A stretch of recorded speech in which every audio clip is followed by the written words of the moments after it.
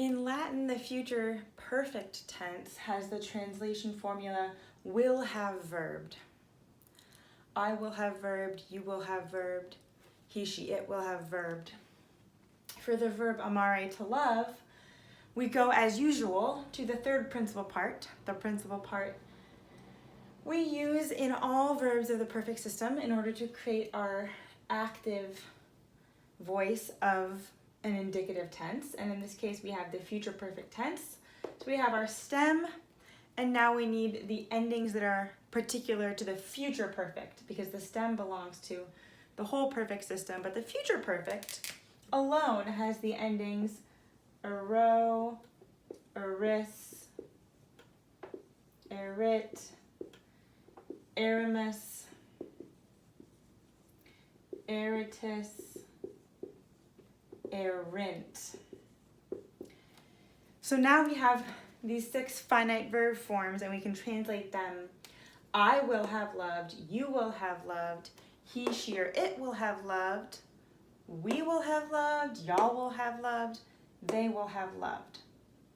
These endings can be applied to any verb in the future perfect active indicative, so long as you have the stem. What's interesting about these endings is they're almost exactly the same as the forms of sum in the future of to be.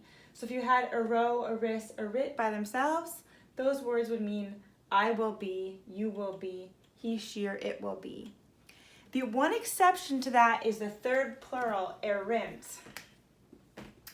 And the reason is that the third plural future form of to be is erunt.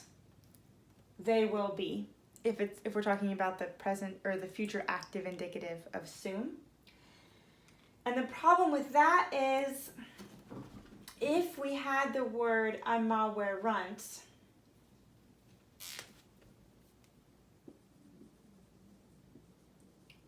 it would be easily confused with the third person plural perfect active indicative.